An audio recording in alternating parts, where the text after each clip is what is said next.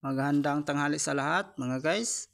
Pakita ko sa inyo guys, i-share ko yon ngayong umaga. Ngayon, tumutulong aking magulang kasi yung kapatid niya kanya hindi marunong gumawa ng ito ng tawag ng sawali sa Bisaya. Hindi ko alam ano ang Tagalog ito.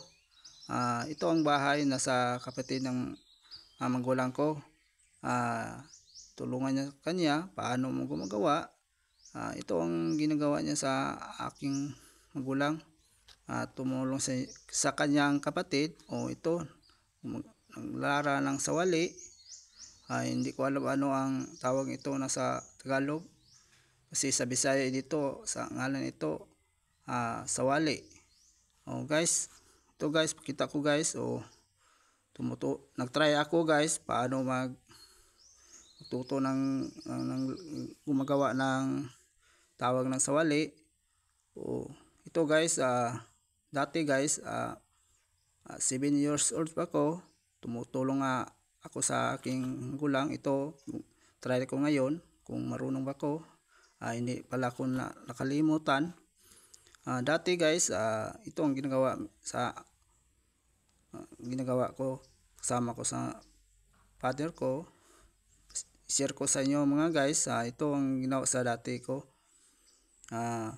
Tumutulong kasi mahirap pala kami. Ito, tulungan ng aking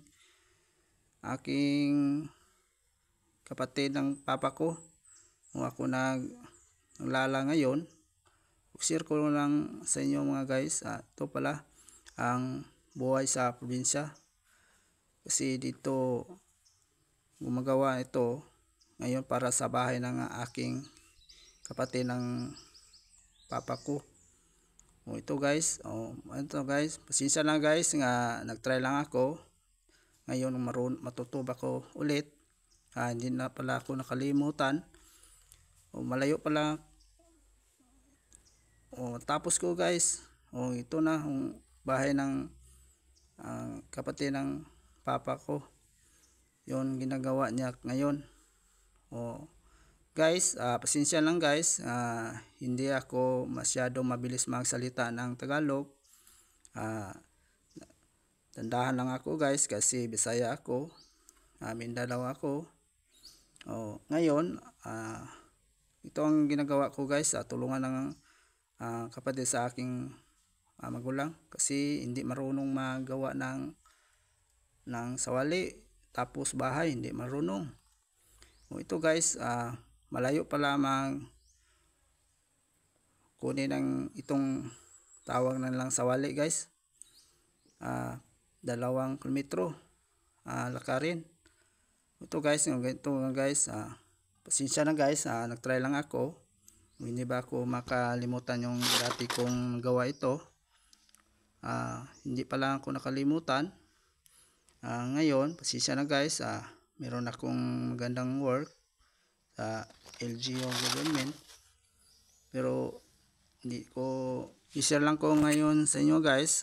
Dati ko yan guys, ganyan akong gumagawa guys ang sawali, tumulong sa aking magulang.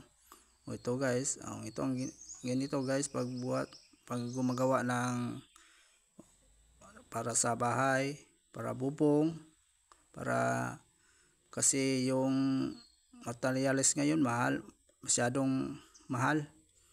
Ito na lang tumutulong kami sa kapatid ng aking magulang.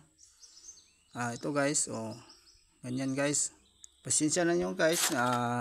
Nag-share lang ako dito kasi dati ganito ang ginagawa mi. Kasi hindi mahirap pala kami. Nag-aral akong mabuti tapos meron akong work ngayon.